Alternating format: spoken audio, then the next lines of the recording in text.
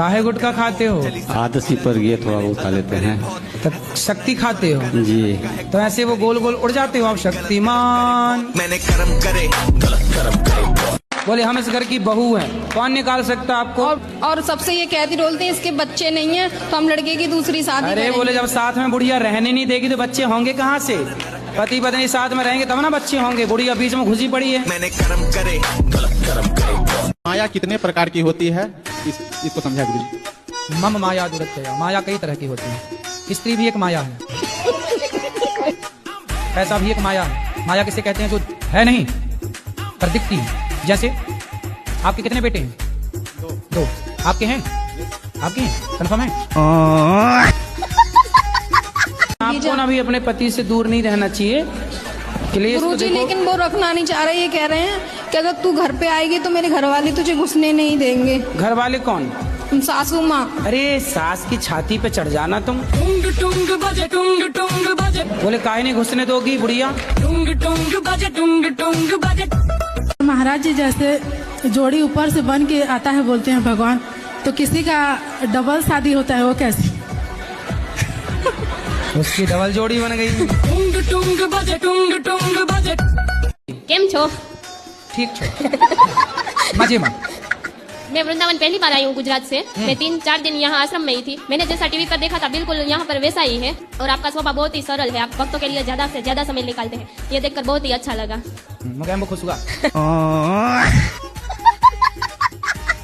महाराज जी आप कहते हैं कि अधर्मी को अधर्म से मार देना ही धर्म है, तो अधर्मी में और हमें फर्क क्या रह जाएगा जब अधर्म से मार ही देंगे तो फिर उनसे मरो।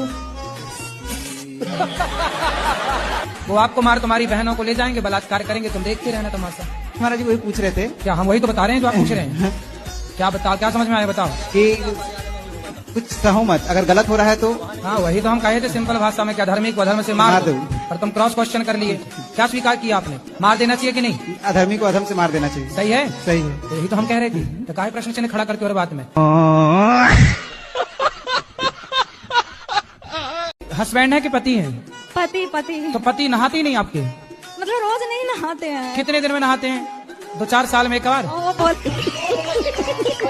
पति को बोलना हमारी तरफ से हाथ जोड़ के कि महाराज रोज नहाओ, दिन में कम से कम एक बार तो नहाओ। अच्छा वो पानी बचाते होंगे ना, जल ही जीवन है जल बचाओ, तो बिना नहाए गंधाता नहीं होगा आदमी। और बच्चे भी नहीं ना महाराज जी नहाते हैं, वो भी नहीं। मतलब बच्चे, अब बाप ही नहीं नहा रहा तो बच्चे कैसे नहाएंगे?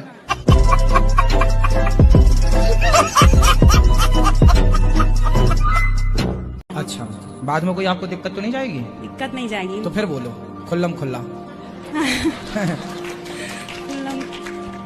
वो दूसरे के चक्कर में रहते हैं। लड़की कौन है वो दूसरी? दूसरी है, लड़की है कोई। तो आप जानती हो उसको? जानती हूँ मैं। और उसका फोटो उसकी छाती में मूंग धरो। नहीं कर पाऊंगी ना वैसे। कुछ करेगी तो मेरे घर से निकल जाना, घर में मत आना। कौन बोलता था? मेरे हस्बैंड बोलते हैं। अरे हस्बैंड के बोलने से क्या होता है? तो बोले तुमको दूसरी औरत के चक्कर में रहने दे।